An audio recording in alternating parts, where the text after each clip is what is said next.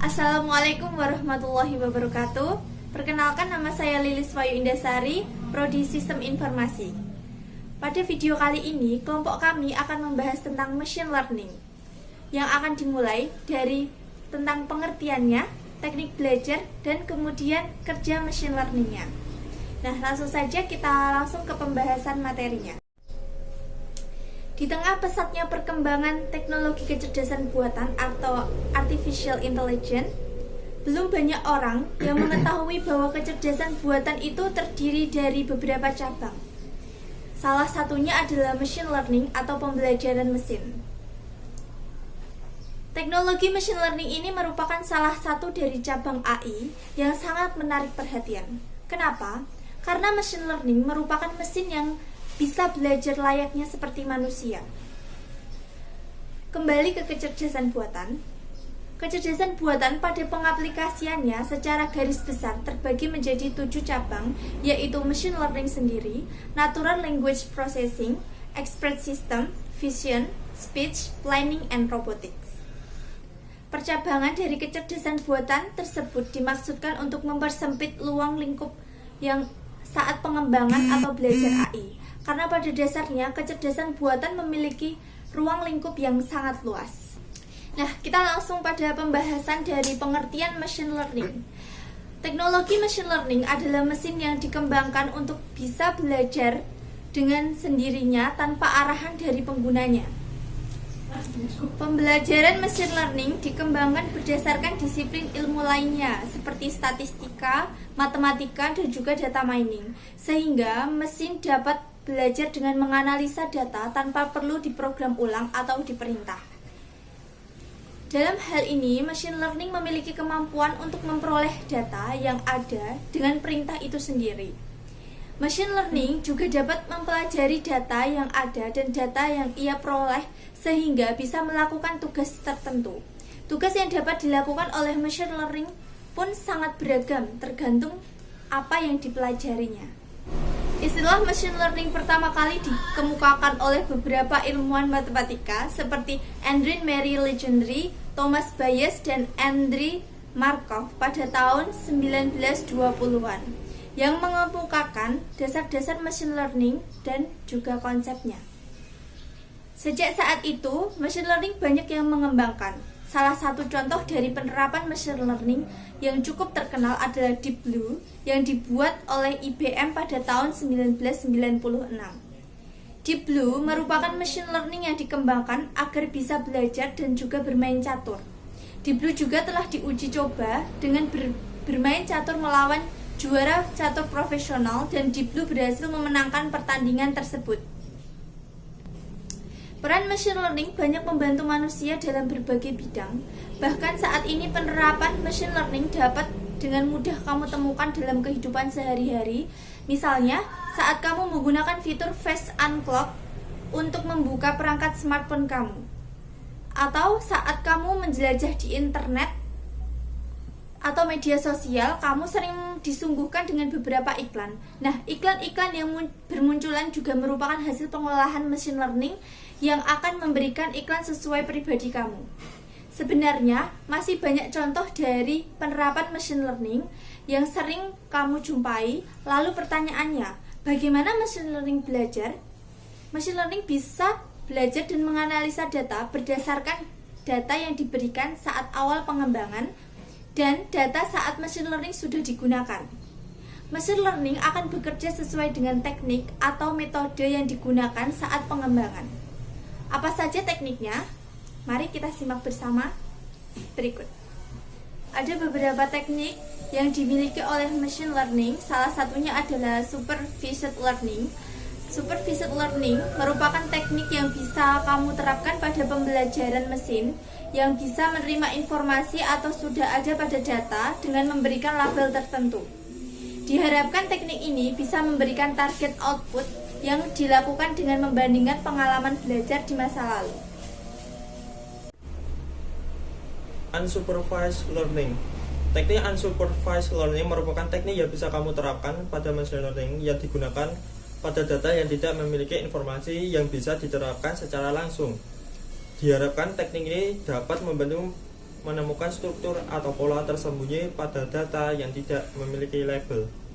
Sedikit berbeda dengan supervised learning, kamu tidak memiliki data apapun yang akan dijadikan acuan sebelumnya. Kemudian, bagaimana sih relasi machine learning dengan artificial intelligence? Machine learning merupakan sebuah kategori riset dan algoritmanya berfokus untuk menemukan pola dalam data, lalu menggunakan pola tersebut untuk melakukan prediksi. Machine learning berada di bawah payung artificial intelligence yang saling bersilangan dengan knowledge discovery dan data mining. 3. Bagaimana machine learning bekerja? Berikut ini adalah tahapan kerja machine learning. Yang pertama yaitu memilih data. Pisahkan data menjadi 3 bagian, yakni data yang akan dilatih atau training data, data yang akan digunakan untuk validation data, dan data yang digunakan untuk percobaan prediksi atau tes data. Model data. Gunakan training data untuk membangun model menggunakan fitur-fitur yang sesuai dengan tujuan. 3. Validasi model. Uji model yang telah ada dengan validation data. Hal ini berguna untuk mendapatkan feedback dari input, proses, dan output yang digunakan. 4. Tes model.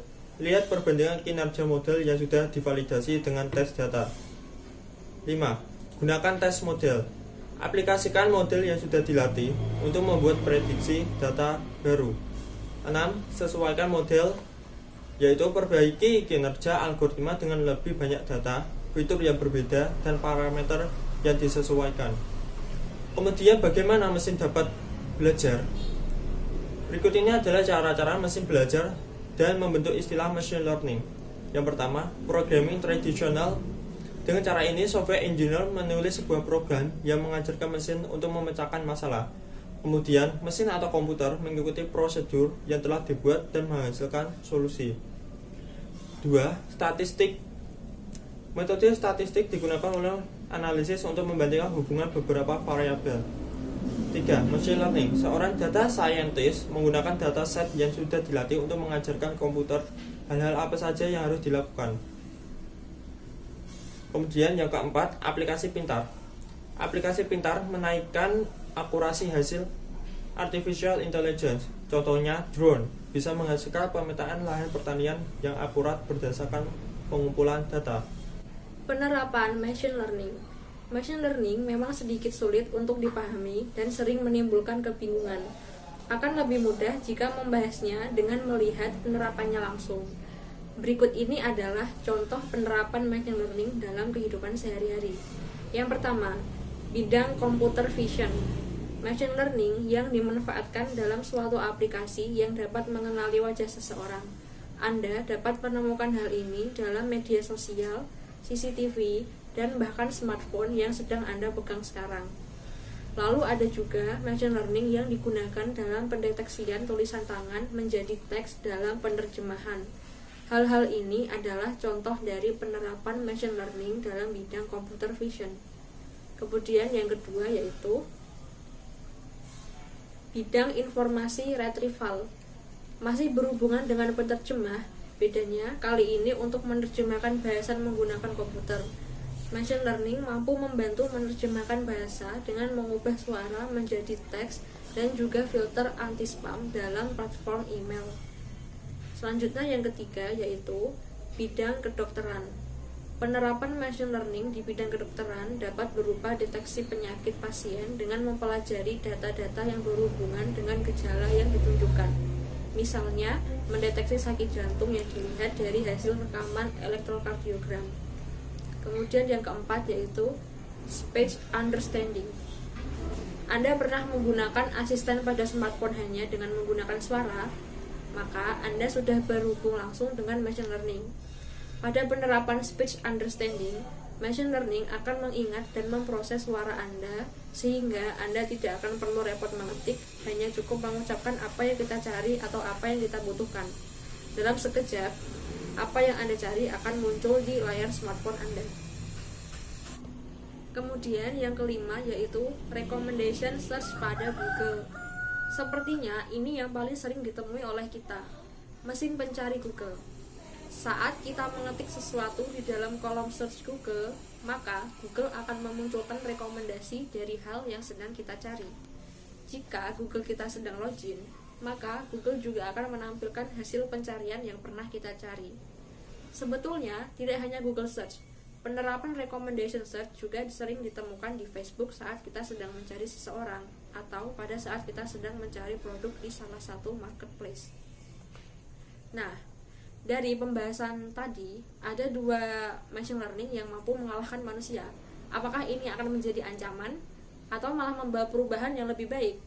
Mari kita tunggu beberapa tahun ke depan. Sekian dan terima kasih. Wassalamualaikum warahmatullahi wabarakatuh. Okay, guess we doing just